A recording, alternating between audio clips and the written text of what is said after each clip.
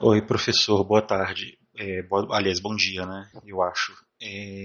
Eu tô mandando esse vídeo para tirar uma certa dúvida, né? Ainda a respeito do IPN. Esse gráfico aqui é o gráfico referente ao ensaio 1 que a Natasha mandou para mim, né? Com base nesse gráfico, eu calculei o seguinte. Aqui, nessa reta, que é uma reta linear, eu calculei o módulo de Young. Aqui, que é o ponto que eu identifiquei, que é o ponto onde a curva deixa de ser linear, né, e começa a se tornar começa a ter ela deixa a linearidade, né? Eu marquei como limite de proporcionalidade. Aqui eu coloquei o limite de escoamento, né? Marquei um ponto de 2%. Tracei aqui uma reta paralela com o módulo de Young e interceptei nesse ponto aqui 0,37576, né, no eixo Y, então marquei como tensão de escoamento. Limite de resistência à tração, eu identifiquei esse ponto aqui, né, que no eixo Y seria correspondente a esse valor aqui. Né. O que eu tenho aqui do lado, 0,06209, é correspondente a essa reta aqui do módulo de Young. Né. E eu fiz o cálculo da área, tanto nessa porção aqui do gráfico, né, para poder localizar a resiliência, e no restante do gráfico fiz a integral também, né, o cálculo da área, para localizar aqui a tenacidade.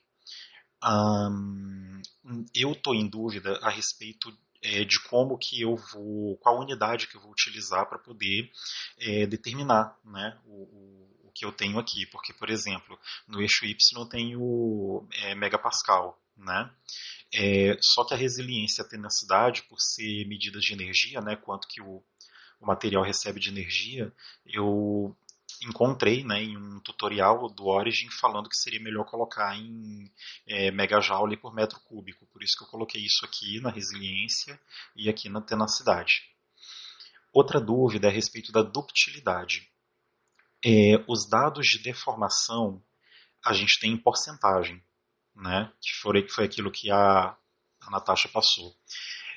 E eu acredito que com os dados em porcentagem eu não consigo calcular a ductilidade, entendeu? Então seria algo que vai ficar faltando. A não ser que a gente use aquela.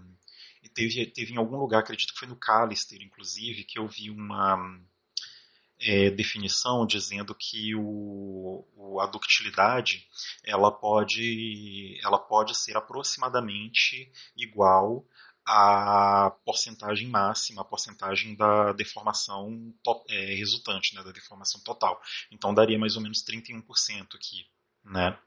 Então, então o que, que eu fiz? Eu peguei aqui um gráfico, né, uma planilha.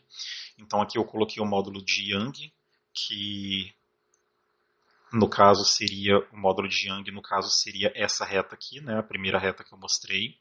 O limite de proporcionalidade seria esse ponto que eu identifiquei aqui, onde deixa de ser linear. A tensão de escoamento aqui onde a reta intercepta. O limite de resistência à tração está aqui, né, eu coloquei aqui também. Aqui onde está escrito alongamento eu ia colocar a ductilidade, mas como eu não consigo calcular porque eu tenho só a porcentagem, então eu resolvi colocar só o alongamento mesmo e deixar a porcentagem do alongamento. E o módulo de resiliência eu coloquei também em megapascal, mas eu fiz com base no cálculo, né? Tem aquela fórmula onde se usa o módulo de Young e a tensão de escoamento, né? Então a tensão de escoamento ao quadrado dividido por 2 vezes o módulo de Young. Aí resultou nesse valor aqui do módulo de resiliência. Eu queria saber se com esses dados, se o senhor acha que com esses dados já é o suficiente, né, para eu poder dar continuidade, né, para eu poder passar para escrever. Porque aí se tiver tudo ok a respeito desses dados aqui, eu só vou repetir esse mesmo processo aqui, aí eu repetiria com os ensaios 2, 3, 4 até o ensaio 9 e montaria outros códigos de barra, né, outros gráficos de barra, mas dessa vez com base naquilo que eu selecionei aqui, com base naquilo que eu estou fazendo aqui. Entendeu? Era isso que eu estava pensando em fazer para dar continuidade no IPN.